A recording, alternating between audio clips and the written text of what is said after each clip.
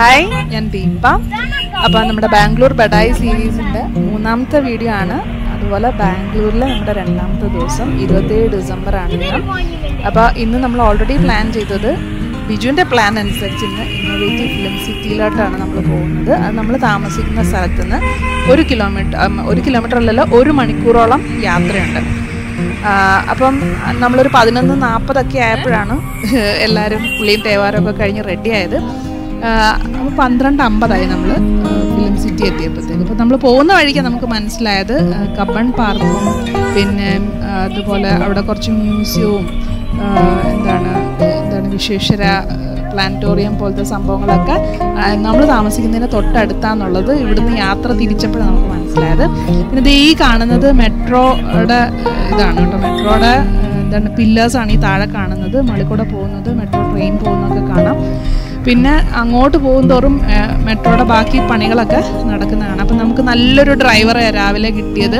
വളരെ കാര്യമായിട്ട് എല്ലാം നമുക്ക് ഒന്ന് പറഞ്ഞു തന്നൊക്കെയാണ് പുള്ളി വണ്ടി ഓടിച്ചുകൊണ്ടിരുന്നത്. അതുപോലെ ആനി ഇങ്ങേരുടെ പുറകിലിട്ട് തട്ടുവും ചവിട്ടും പിന്നെ ഇടയ്ക്കിടയ്ക്ക് അങ്ങേരുടെ കണ്ണ് പോയി പൊത്തും ഒക്കെ ചെയ്യുന്നുണ്ടായിരുന്നു. എന്നിട്ടൊന്നും പുള്ളി വലിയ പ്രശ്നങ്ങളൊന്നും ഇല്ലാതെ വളരെ ചിരിച്ചുകൊണ്ട് വളരെ കാര്യമായിട്ട് നല്ല രീതിയിൽ നല്ല ഒരു പെരുമാറ്റമായിരുന്നേ പുള്ളിയുടേത്, പറയാതെ വയ്യ.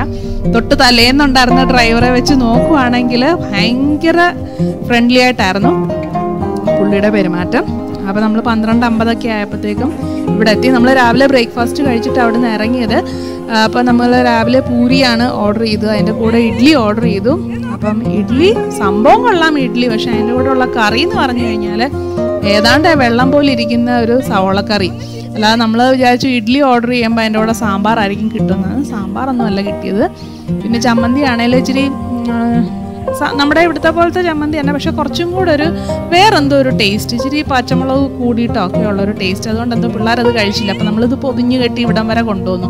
നമ്മൾ വിചാരിച്ചു ഇവിടെ കയറുമ്പോൾ കൊടുക്കാമെന്ന്. പക്ഷെ ഇതിൻ്റെ ഫ്രണ്ടിൽ തന്നെ എഴുതി വെച്ചിട്ടുണ്ടായിരുന്നു ഔട്ട് സൈഡിൽ നിന്ന് ഫുഡ് അലൗഡ് അല്ല. അപ്പോൾ പിന്നെ അവിടുത്തെ വേസ്റ്റ് ബാസ്ക്കറ്റിൽ അത് തട്ടേണ്ടി വന്നു. അപ്പോൾ ഈ കാണുന്നത് നമ്മൾ കയറുന്നതിന് തൊട്ട് മുമ്പായിട്ടുള്ളൊരു വിസിറ്റേഴ്സ് റൂമാണ് കേട്ടോ. അവിടെ അങ്ങനെ പ്രത്യേകിച്ചൊന്നുമില്ല. ഒരു ഫോട്ടോ വെച്ചിട്ടുണ്ട്, നമുക്ക് കുറച്ച് നേരമൊക്കെ ഇരിക്കാം. അത് കഴിഞ്ഞ് നമ്മൾ ടിക്കറ്റ് എടുത്തു. ടിക്കറ്റ് എടുത്തു കഴിഞ്ഞിട്ട് പിന്നെ കുറച്ച് ഫോട്ടോ ഒക്കെ എടുക്കാമെന്ന് വിചാരിച്ചു ഇവിടെയൊക്കെ വന്ന് നിന്ന്. ഇവിടെ ഒരു ട്രീയും ചെറിയൊരു പൂക്കൂടും ഒക്കെ അവർ അറേഞ്ച് ചെയ്തിട്ടുണ്ട്. എല്ലാവരും അവിടെ നിന്ന് ഫോട്ടോ ഒക്കെ എടുക്കുന്നുണ്ട്. പക്ഷെ നമ്മൾ എടുക്കാൻ നോക്കിയിട്ട് ഒരു രക്ഷയില്ല. ഒരാൾ തെക്കോട്ടെങ്കിൽ ഒരാൾ വടക്കോട്ട് പോകും, അതാണ്. അപ്പോൾ ഒരു വിധത്തിൽ അനിനെയും പിടിച്ച് നിർത്തി കുറച്ച് ഫോട്ടോസൊക്കെ എടുത്തു. എന്ന് വെച്ചാൽ നമ്മൾ സെൽഫി എടുക്കാനുള്ളൊരു ശ്രമമാണ് ഇതായത്. ഒരാൾ നോക്കുമ്പോൾ മറ്റേ കുനിഞ്ഞിരിക്കും. ഇങ്ങനെയൊക്കെയാണ് ഒരു വിധത്തിൽ. അങ്ങനെ ഒരു സെൽഫിയൊക്കെ ഒപ്പിച്ച് വെച്ച് ഞങ്ങൾ അകത്തോട്ട് കിടക്കുവാണ്. അതെ, ആദ്യം നമ്മുടെ സെൽഫി ഗ്യാലറിയാണ്. നമുക്ക് ഇതിനകത്തോട്ട് കയറി കഴിഞ്ഞാൽ ആദ്യം കാണാനുള്ള ഒരു സെൽഫി ഗ്യാലറിയാണ് ഇതെന്ന് പറഞ്ഞു കഴിഞ്ഞാൽ. നമുക്ക് ഇവിടെ ഒരു സ്റ്റെപ്പുണ്ട്. ആ സ്റ്റെപ്പിൻ്റെ പുറത്ത് കയറി നിന്നിട്ട് നമുക്കിവിടെ ഫോട്ടോ എടുത്തു കഴിഞ്ഞാൽ ഒരു 3D ഇഫക്റ്റാണ്. നമ്മുടെ സാധാ മൊബൈലിലെടുത്താൽ പോലും ഒരു 3D ഇഫക്റ്റാണ്. പിന്നെ ഇവിടെ ഭയങ്കര തിരക്ക്, എല്ലാവരും ഫോട്ടോ എടുക്കാനുള്ള തിരക്കിലൊക്കെയാണ്. അപ്പോൾ നമ്മൾ അത്യാവശ്യം കുറച്ച് ഫോട്ടോസൊക്കെ എടുത്തു. അപ്പോൾ അതാണ് ഈ കാണുന്നതൊക്കെ. അത് കഴിഞ്ഞിട്ട് പിന്നെ നമ്മൾ പിന്നെ കുറേ ഇങ്ങനെ ഗാലറീസ് പോലെയാണ്. അതായത് നമുക്ക് ഫോട്ടോസ് എടുക്കാനും അങ്ങനെയൊക്കെയുള്ള കുറേ ഗാലറീസാണ് ആദ്യം കയറുമ്പം കാണാനുള്ളത്. ചെല്ലുക, എല്ലായിടത്തും പോയി നിന്ന് ഫോട്ടോ എടുക്കുക എന്നൊക്കെ ഉള്ളതേ ഉള്ളൂ. ഇതൊക്കെ കൂടുതലും പിള്ളേർക്കാണ് ഇതിൻ്റെ ഒരു രസം കേട്ടോ. അങ്ങനെ കുറേ സംഭവങ്ങളുണ്ട്. പിള്ളേരൊക്കെ പോയി കഴിഞ്ഞാൽ എത്രത്തോളം നമുക്കിതൊക്കെ ആസ്വദിച്ച് ഫോട്ടോ ഒക്കെ എടുത്ത് വരാൻ പറ്റുമെന്ന് എനിക്കറിയത്തില്ല. ഒരാൾ അങ്ങോട്ട് പോകുമ്പോൾ ഒരാൾ ഇങ്ങോട്ട് പോകും, അങ്ങനെയൊക്കെയാണ്. അപ്പം പിന്നെ ഇതിനകത്ത് തന്നെ ഈ നമ്മുടെ ഇവിടെയൊക്കെ കല്യാണമൊക്കെ കഴിഞ്ഞ് കഴിയുമ്പോഴത്തേക്കും പാടത്തും വരമ്പത്തും പിന്നെ നമ്മുടെ വേളി ടൂറിസ്റ്റ് വില്ലേജ് അവിടെയൊക്കെ പോയിട്ട് ഫോട്ടോയും വീഡിയോ ഒക്കെ എടുക്കുമല്ലോ. അതായത് കല്യാണം കഴിഞ്ഞിട്ടുള്ള ഫോട്ടോ അല്ലെങ്കിൽ കല്യാണത്തിന് മുമ്പൊക്കെ ഫോട്ടോ എടുക്കുന്ന ലൊക്കേഷൻ പോലൊക്കെ തന്നെ ഇവിടെ വന്ന് ഫോട്ടോ എടുക്കുന്ന ആൾക്കാർ അല്ലെങ്കിൽ വീഡിയോ എടുക്കുന്ന ആൾക്കാരുണ്ട്. ഭയങ്കര വലിയ സെറ്റപ്പൊക്കെ ആയിട്ട് വന്ന് ആൾക്കാർ ഇവിടെയൊക്കെ വന്ന് കപ്പിൾസിനെ വെച്ചിട്ട് വീഡിയോ ഒക്കെ എടുക്കുന്നത് കണ്ടു. അപ്പം അതിനൊക്കെ എക്സ്ട്രാ വേറെ ചാർജസ് ആണെന്ന് തോന്നുന്നു കേട്ടോ. അപ്പം അപ്പോൾ നമ്മൾ കുറച്ച് നേരം അവിടെയും ഇവിടെയൊക്കെ നിന്ന് കുറച്ച് ഫോട്ടോസൊക്കെ എടുത്തു. ആനി ഇങ്ങനെ എല്ലാം എക്സ്പ്ലോർ ചെയ്ത് ഓടി നടക്കുന്നതുകൊണ്ട് നമുക്ക് ഒരുമിച്ച് ഒരിടത്തും നമുക്ക് ഇരുന്നൊരു ഫോട്ടോ എടുക്കാൻ വളരെ അപൂർവമാണ് കിട്ടിയത്. ഞാനും അന്നയും കൂടെ നിൽക്കുമ്പോഴത്തേക്ക് ആനി അങ്ങോട്ട് ഓടിപ്പോവും. പിന്നെ ഇരിക്കുന്ന എല്ലാം എന്താണ് ഇങ്ങനെ കുപ്പി പാത്രങ്ങൾ പോലത്തെയാണേ. അപ്പോൾ അതൊക്കെ പൊട്ടിച്ചിടാനുള്ള പരിപാടിയിലൊക്കെ കടന്നു കഴിഞ്ഞപ്പോൾ ഞങ്ങൾ പതുക്കെ ഇവിടുന്ന് അടുത്ത സ്ഥലത്തേക്ക് നീങ്ങി.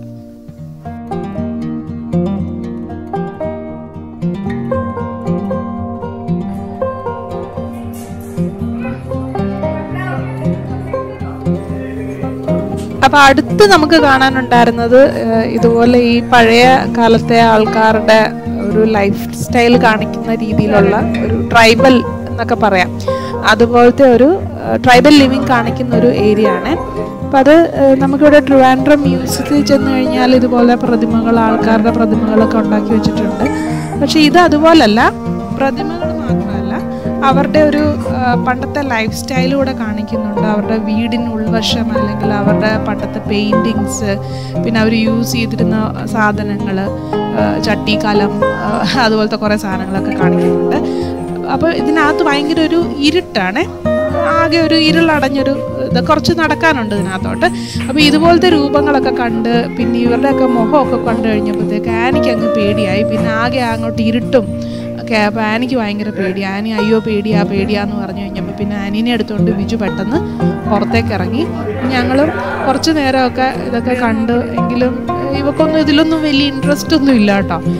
എനിക്ക് പണ്ട് ഈ ഹിസ്റ്ററി റിലേറ്റഡ് കാര്യങ്ങളൊക്കെ ഭയങ്കര ഇഷ്ടമാണ്. പക്ഷേ ഇവർക്കൊന്നും അതിനോട് വലിയ താല്പര്യം ഇല്ലാത്തതുകൊണ്ട് നമ്മൾ പെട്ടെന്ന് തന്നെ പുറത്തേക്ക് കടന്നു. പുറത്ത് ഇതുപോലൊരു പോട്ടറി മേക്കിങ്ങിൻ്റെ ഇതുപോലത്തെ ഒരു സെറ്റപ്പ് ചെയ്ത് വെച്ചിട്ടുണ്ട്. അവിടെ പോയിരുന്ന് ഇങ്ങനെ കറക്കാം. അപ്പോൾ കുറച്ച് നേരം ആ പരിപാടിയൊക്കെ ചെയ്തു. പിള്ളേർക്ക് പഴയ കാര്യങ്ങളൊക്കെ പറഞ്ഞു കൊടുക്കുക എന്നുള്ളതാണ്. പറഞ്ഞു കൊടുക്കാൻ നമുക്കും കൂടെ വിവരം വേണമെന്നുള്ളത് വേറെ കാര്യം. നമുക്കിതിനെ പറ്റിയൊന്നും കാര്യമായിട്ട് പറഞ്ഞു കൊടുക്കാൻ അറിയാത്തതുകൊണ്ട് എന്തൊക്കെയോ പറഞ്ഞു കൊടുത്തു എന്നുള്ളതേ ഉള്ളൂ.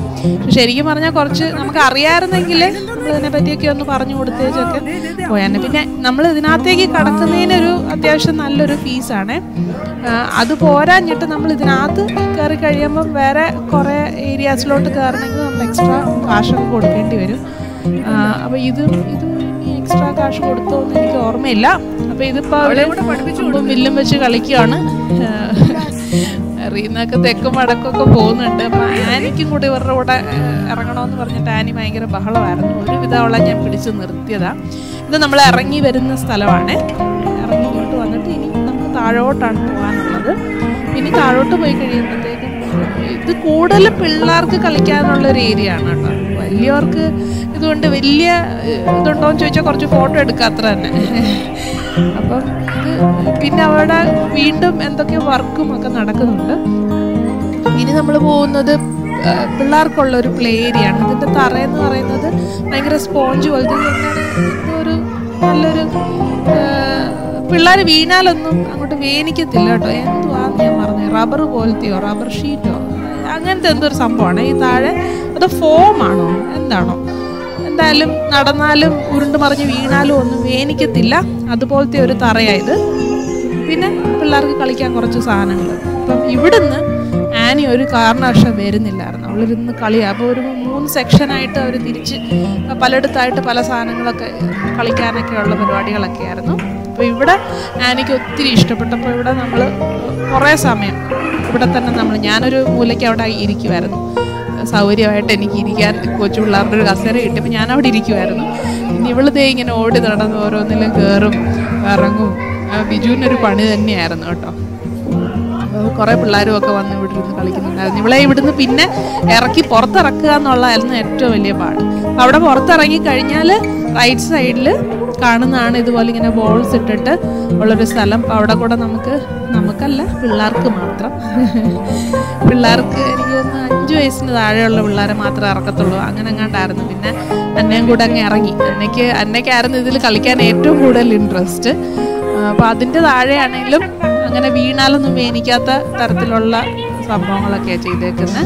പിള്ളേർക്ക് രസമാണ്. പക്ഷെ നമുക്ക് അവിടെ ചെന്നപ്പോൾ തന്നെ ഏതാണ്ട് 1 മണി കഴിഞ്ഞല്ലോ. നമുക്ക് പതുക്കനെ എന്താണ് വിശപ്പ് തുടങ്ങി. അപ്പം നമ്മളിനി എന്തെങ്കിലും കഴിക്കണമല്ലോ എന്നുള്ള ഇതിലാണ് നമ്മൾ നിൽക്കുന്നത്. പിള്ളേർക്ക് പിന്നെ അങ്ങനെ വിശപ്പും ദാഹമൊന്നും ഇല്ലല്ലോ, അവർ കളിയോടെ കളി. എന്തായാലും കുറേ നേരം അവിടെയും കളിച്ചു. അതിനിടയ്ക്ക് കണ്ടോ 2 പിള്ളേരെ അടുത്ത് ഇങ്ങനെ തള്ളി തള്ളി തള്ളി ഒരാൾ. ഞാൻ ആലോചിച്ചു, ഈശ്വര പിള്ളേരെയൊക്കെ ഇങ്ങനെ അങ്ങ് വലിച്ചങ്ങ് എറിഞ്ഞേക്കും അങ്ങേരെ. എന്തായാലും കൊള്ളാം, അവർ പിള്ളേരെയും കൊണ്ട് പോയി. അത് കഴിഞ്ഞ് നമ്മുടെ പിള്ളേരവിടെ ഫുള്ള് വേറെ ആരും ഇല്ലായിരുന്നു. കുറേ നേരം അവരതിനകത്ത് കിടന്ന് കളിയായിരുന്നു.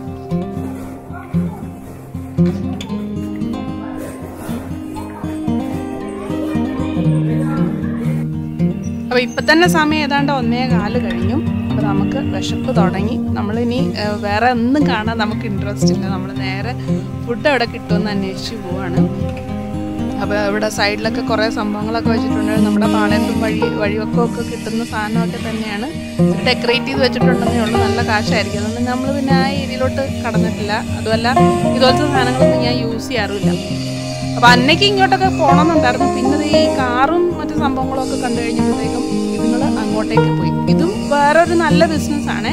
ഇതൊരു 2-3 റൗണ്ട് അടിക്കുന്നതിന് 50-100 രൂപയാണ്. ഇതിന് മുകളിലായിട്ട് സൈക്കിള് ഉണ്ട്, ഡബിൾ ഡക്കർ സൈക്കിളും പിന്നെ അങ്ങനെ സൈക്കിൾ ഓടിക്കാനായിട്ട് സൈക്കിള്, ബൈക്ക് അതുപോലത്തെ സംഭവങ്ങളൊക്കെ ഉണ്ട്. അതാണേലും ഇതുപോലെ 2-3 റൗണ്ട് ഓടിക്കാനായിട്ട് 100-200 ആ ഒരു റേഞ്ചാണ്.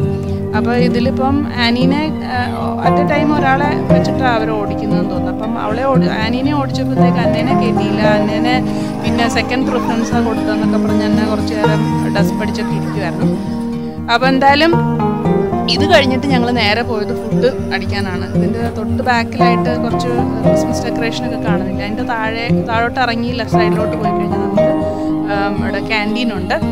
അപ്പോൾ ക്യാൻറ്റീനിൽ ശരിക്കും പറഞ്ഞാൽ ഇവിടെ ഒത്തിരിയും വരുന്നത് സ്കൂളിലെ പിള്ളേരാണ്. അപ്പോൾ സ്കൂളിലെ പിള്ളേർ സ്കൂളിൽ നിന്ന് വരുമ്പോൾ തന്നെ അവർക്കൊരു പാക്കേജായിട്ട് എങ്ങാണ്ടാണ് വരുന്നതെന്ന് തോന്നുന്നു. അപ്പോൾ അവർക്ക് സെപ്പറേറ്റ് ഇങ്ങനെ ഫുഡ് ഒരു ക്യൂ ആയിട്ട് ഇങ്ങനെ കൊടുത്തുകൊണ്ടിരിക്കുന്നു. അപ്പോൾ നമ്മൾ വിചാരിച്ച് നമ്മൾ അവിടെ ആയിരിക്കും നിൽക്കുന്നതെന്ന് വെച്ചാൽ നമ്മൾ അവിടെ പോയി നിന്നു. അപ്പോൾ ഒരാൾ പറഞ്ഞില്ല, നമ്മൾ തൊട്ടപ്പുറത്തെ ക്യൂവിൽ പോയി നിൽക്കാൻ പറഞ്ഞു. വേറെ ക്യൂവിൽ ചെന്ന് നിന്നപ്പോൾ അവർ പറഞ്ഞു അത് ഓൺലൈനായിട്ട് എങ്ങാണ്ട് ഫുഡ് ബുക്ക് ചെയ്തവരുടെ. പിന്നെ നമ്മൾ കുറച്ചും കൂടെ ഫ്രണ്ടിലോട്ട് പോയി കഴിഞ്ഞിട്ടാണ് നമുക്ക് നമ്മുടെ ഫുഡ് കഴിക്കുന്ന ഏരിയ. കുറച്ച് ഇരിക്കാനൊക്കെ അത്യാവശ്യം ഇച്ചിരി സ്ഥലമുണ്ട്. ബാക്കിയെല്ലാം നമ്മൾ പോയിട്ട് തറയിലൊക്കെ ഇരുന്ന് കഴിക്കേണ്ട ഗതികേടാണ്. അപ്പോൾ എന്തായാലും നമ്മൾ ഹൈദരാബാദി ബിരിയാണിയാണ് ഓർഡർ ചെയ്തത്. നമ്മളിപ്പോൾ ഇവിടെ ട്രിവാൻഡ്രത്തൊക്കെ കിട്ടുന്ന അല്ലെങ്കിൽ കേരളത്തിൽ കിട്ടുന്ന പോലത്തെ ബിരിയാണിയാണെന്ന് പറഞ്ഞുകൊണ്ടാണ് നമ്മൾ ഓർഡർ ചെയ്തത്. ഒരു വികാരം ഇല്ലാത്ത ബിരിയാണി എന്ന് വേണമെങ്കിൽ പറയാം. ഉപ്പുമില്ല, പുളിയും ഇല്ല, എന്താണ് മസാലയില്ല, ഒന്നുമില്ല. ഒരു വല്ലാത്തൊരു എന്താ കുറച്ച് ചോറും പിന്നെ എന്തോ പോലെയൊക്കെ ഇരിക്കുന്ന ഒരു ചിക്കനും. അപ്പം അത് നമ്മൾ 3 പേരും കഴിച്ചു. ആനി പിന്നെ രാവിലെ തൊട്ടേ അവള് നിരാഹാര സത്യാഗ്രഹത്തിലാണ്. രാവിലെ ഒരിത്തിരി പാല് കുടിച്ചതാ. പിന്നെ പൂരി ആയാലും ഇഡ്ഡലി ആയാലും അവൾ കഴിച്ചില്ല. ഉച്ചയ്ക്ക് ചോറ് കൊടുക്കാൻ നോക്കിയിട്ട് അവൾ അത് കഴിക്കുന്നില്ല. അവൾക്ക് വേണ്ടിയിട്ട് വേറെ എന്ത് ഓർഡർ ചെയ്തിട്ട് അവൾക്ക് ഒന്നും വേണ്ട. അപ്പോൾ അതൊരു നമുക്കൊരു വിഷമമായിരുന്നു. അപ്പോൾ നമ്മൾ ഈ കാണുന്ന ബിഗ് ബോസിൻ്റെ ഇതാണ്. ബിഗ് ബോസിൻ്റെ ഷോ എന്ന് പറഞ്ഞുകൊണ്ടാണ് കാണിച്ചത്. ഇത്രയേ ഉള്ളൂ, ഇത്രയുമേ കാണാനുള്ള അതിനകത്ത്. അപ്പം നമുക്ക് വേണമെങ്കിൽ ലൈവായിട്ട് ബിഗ് ബോസിൻ്റെ സീസൺ, ഇപ്പോഴത്തെ സീസൺ നടക്കുന്നത് വേണമെങ്കിൽ നമുക്ക് അവിടെ നിന്ന് കാണാറുള്ളത്. 1 മിനിറ്റത്തേക്ക് 1 മിനിറ്റിന് എന്തോ 500-200 രൂപ കണ്ട് കൊടുക്കണം. അപ്പോൾ 1 മിനിറ്റത്തേക്ക് അത്രയും രൂപ കൊടുത്ത് നമുക്ക് കാണേണ്ട വലിയ ആവശ്യമില്ലല്ലോ. അതുപോലെ നമ്മുടെ മറ്റേ മലയാളം അല്ല, വേറെ തെലുങ്കോ അങ്ങനത്തെ എന്തോ ഭാഷയിലെ ബിഗ് ബോസിൻ്റെ ഇതാണ് കാണുന്നത്. അപ്പം നമ്മൾ പിന്നെ അത് വിട്ടു. അത് കഴിഞ്ഞ് ഈ ദിനോസറിൻ്റെ അങ്ങോട്ടേക്കാണ് പോയത്. ഇവിടെ ചെന്നപ്പോൾ തൊട്ടാനി ചെവി പൊത്തല്ല, കാരണം ഭയങ്കര സൗണ്ട്. അവിടെ ഒരു സെൻട്രലൊരു ഡിനോസറുണ്ട്, അതിങ്ങനെ അനങ്ങും. അപ്പോൾ അത് അനങ്ങുമ്പോൾ ഇതേ സൗണ്ടാണ്. അവളങ്ങനെ പേടിച്ചിരിക്കുകയാണ്. അപ്പോൾ ഇവള് ഫുഡ് കഴിക്കാത്തായിരുന്നു നമ്മുടെ മെയിൻ കൺസേൺ. ഉച്ചയ്ക്ക് ശേഷം എന്ന് പറയുന്നത് ഇവള് വെറും വെള്ളത്തിലാണ് നിൽക്കുന്നത്. അപ്പോൾ നമ്മൾ കൊണ്ടുവന്ന പാലൊക്കെ തീർന്നു. പിന്നെ അവിടുന്ന് എന്തെങ്കിലും പാലോ ചായയോ എന്തെങ്കിലും കൊടുക്കാമെന്ന് വെച്ചാലും ഈ കൊച്ച് ചായ മേടിച്ചു കുടിക്കുന്നില്ല. അവിടെ ആകെ കിട്ടിയിരുന്നത് കരിമ്പിൻ ജ്യൂസാണ്, പിന്നെ ആപ്പിൾ ജ്യൂസ്. ഇത് രണ്ടും മേടിച്ചു കൊടുത്തത് രണ്ടും ഒക്കെ വേണ്ട. പിന്നെ ഇപ്പം എന്തോ ചെയ്യും, ഇവിടെ എന്തെങ്കിലും കഴിക്കണ്ടേ. പിന്നെ അവസാനം ഞാൻ അവിടെ ഇവിടെയുള്ള ഓരോ കടകളിലൊക്കെ പോയി പാലന്വേഷിച്ച് കഴിഞ്ഞപ്പോഴത്തേക്കും ഒരു കടക്കാരൻ ചായ ഉണ്ടാക്കാൻ വെച്ചിരുന്ന പാലാണ്. അത് ഒരു കുപ്പി തന്നു. അപ്പം ഞാൻ ചോദിച്ചു ഒരു കുപ്പിയും കൂടെ തരുമോ, കാരണം ഇപ്പം രാവിലെ നമ്മൾ വന്നിട്ട് ഇപ്പം സമയം ഏതാണ്ട് 2:30 3 മണിയായി. ഞാൻ പറഞ്ഞു ഒരു കുപ്പിയും കൂടെ തരുമോ, എന്തായാലും നമ്മൾ തിരിച്ചു പോകുമ്പോൾ 5 മണി കഴിയും, പിന്നെ വീടെത്തുമ്പോൾ 7 മണിയാവും, അതിനിടയ്ക്ക് ഇവർക്ക് ഒന്നും കൊടുക്കാൻ വകുപ്പില്ലല്ലോ, അപ്പോൾ ഒരു കുപ്പിയും കൂടെ തരുമെന്ന് ചോദിച്ചപ്പോൾ ഇല്ല ഒരു കുപ്പിയെ ഞാൻ തരത്തുള്ളൂ, അത് കൊച്ചിനായതുകൊണ്ട് തരുന്ന അങ്ങനെ തരാൻ പാടില്ല, അവിടെ എന്തോ പ്രശ്നമുണ്ടെന്ന്. പിന്നെ ഞാൻ എന്തായാലും ആ ഒരു കുപ്പിയും കൊണ്ട് ചെന്ന് അത്യാവശ്യം അവൾക്ക് കൊടുത്തപ്പോൾ അവള് ഫുള്ള് പട്ടിണിയായിരുന്നു എന്ന് വേണം പറയാനായിട്ട്. അതാണ് നമുക്ക് പിള്ളേരെ കൊണ്ട് പുറത്ത് പോകുമ്പോൾ ഉള്ളൊരു ബുദ്ധിമുട്ട്. അതാണ് അന്നയാണേലും ചൂസി ഫുഡേ കഴിക്കത്തുള്ളൂ, ഇന്ന ഫുഡുകൾ എന്ന് അവൾക്ക് റിസ്ട്രിക്ഷൻസ് ഒക്കെ ഉണ്ട്, കൊണ്ടൊരു രക്ഷയില്ല. പിന്നെ ആനി ആണെങ്കിൽ അവൾ കഴിക്കും, എല്ലാം കഴിക്കും, പക്ഷെ അവൾക്ക് തോന്നണം. അവളിത് ഫുള്ള് കളിയുടെ പുറത്താണ് നടന്നത്, അപ്പോൾ കളിക്കും, അതിനിടയ്ക്ക് വന്ന് വെള്ളം കുടിക്കും എന്നുള്ളതല്ലാതെ ഈ എന്തെങ്കിലും ഇരുന്ന് കഴിക്കാൻ പറഞ്ഞ ഒന്നും കഴിച്ചില്ല. നമ്മൾ കഴിക്കാനിരുന്ന സമയത്താണേലും ആനി എന്താ ചെയ്തതെന്ന് വെച്ചാൽ ബാക്കി ഈ പിള്ളേരൊക്കെ വന്ന് വട്ടം കൂടിയിരുന്നാണ് കഴിക്കുന്നത്. വട്ടം കൂടിയിരുന്ന് കഴിക്കുമ്പോൾ അവിടെ കുറേ വലിയ കാട് പോയി പിടിച്ച ഒരു ഏരിയ അല്ലേ, കുറേ പട്ടികളൊക്കെ വന്നു കഴിഞ്ഞപ്പോൾ ഈ പിള്ളേർ അവർക്ക് ഫുഡ് ഒക്കെ ഇട്ട് കൊടുത്തു, ഫുഡിൻ്റെ മിച്ചമൊക്കെ ഇട്ട് കൊടുത്തു. അപ്പോൾ ആ പട്ടികളെയൊക്കെ കണ്ടു കഴിഞ്ഞപ്പം ഇവക്ക് അങ്ങ് രസം. അപ്പം പട്ടീനെ പിടിക്കാൻ പോവുക, പട്ടീനെ കെട്ടിപ്പിടിക്കാൻ പോവുക, ഇങ്ങനത്തെ പരിപാടികളൊക്കെ ആയിരുന്നു അവളുടെ ഹോബി. നമ്മൾ കഴിച്ചുകൊണ്ടിരിക്കുന്നതിൻ്റെ ഇടയ്ക്ക് ഇവളുടെ പരിപാടി അതാണ്. അപ്പം നമ്മൾ കൈമാറിയാണ്, ഒരാൾ കഴിച്ചുകൊണ്ടിരിക്കുമ്പോൾ മറ്റേ ആൾ ആനീനെ പിടിക്കുക, അങ്ങനെയായിരുന്നു നമ്മൾ ഫുഡ് കഴിച്ചത്. ഇത് ഈ കാണുന്ന കാർട്ടൂൺ സിറ്റിയാണ്. കാർട്ടൂൺ സിറ്റി എന്ന് പേര് മാത്രമേ ഉള്ളൂ, അവിടെ ഒരു സാധനം നമ്മൾ കണ്ടില്ല എന്നുള്ളതാണ്. എന്താണ് എങ്ങോട്ടാണ് പോകേണ്ടതെന്ന് അറിയാത്തതുകൊണ്ട് നമ്മൾ പിന്നെ തിരിച്ചത് ഈ ഒരു സ്ഥലത്ത് വന്നു. അപ്പം നമ്മൾ ഇത്രയും നേരം ഇവളെ ബിജുവും ഞാനും മാറി മാറി എടുത്തുകൊണ്ട് നടക്കുമായിരുന്നു, കാരണം കൈ വിട്ട അവൾക്ക് എവിടെ വേണമെങ്കിലും പോകും. അപ്പോൾ ഈ ഒരു കൂട്ടിനകത്ത് കൊണ്ട് ഇങ്ങനെ ചാടി കളിക്കാനുള്ളൊരു സ്ഥലത്ത് നമ്മൾ ഏതാണ്ടൊരു 3/4 മണിക്കൂറോളം ഇരുന്നു. ഇച്ചിരി സമാധാനമായിരുന്നു, കാരണം എങ്ങോട്ടും ഓടത്തില്ല, അതിനകത്തല്ലേ. അപ്പോൾ അതിനകത്ത് കുറേ നേരം അവർ രണ്ടുപേരും അവിടെ കിടന്ന് ചാടിക്കളിച്ചു, നമ്മളിവിടെ സൈഡിൽ കുത്തിയിരുന്നു. ഇത് കഴിഞ്ഞത് ഇത് ഹോണ്ടഡ് മാൻഷൻ അങ്ങനത്തെ ഒരു സ്ഥലമാണ്.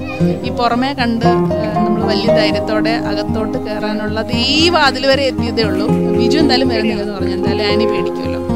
അപ്പം നമ്മൾ രണ്ടുപേരും കയറിക്കൊള്ളാൻ പറഞ്ഞു. ഞാനും അന്നെ ആ ഏരിയ വരെ പോയിട്ട് ഞങ്ങളൊക്കെ തിരിച്ചു വന്നു, എന്തിനാ വെറുതെ.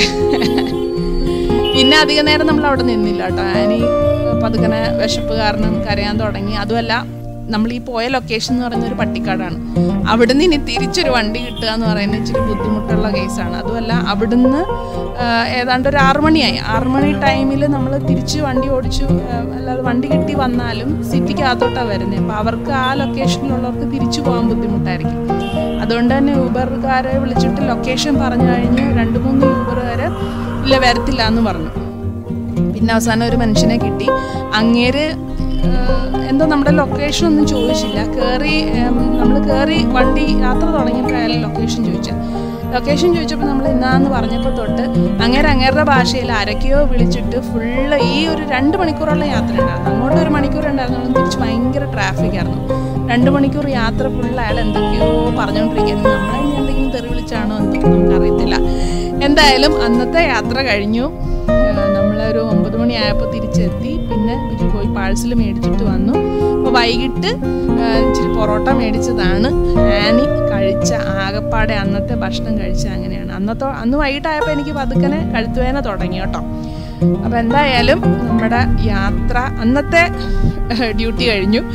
ഇനി നാളത്തെ കാര്യമാണ്. ഇന്നത്തെ കഴുത്തുവേദന വെച്ച് നാളെ എനിക്കൊരു വലിയ സംഭവം ഉണ്ടായി, അത് ഞാൻ അടുത്ത വ്ളോഗിൽ പറയാവേ.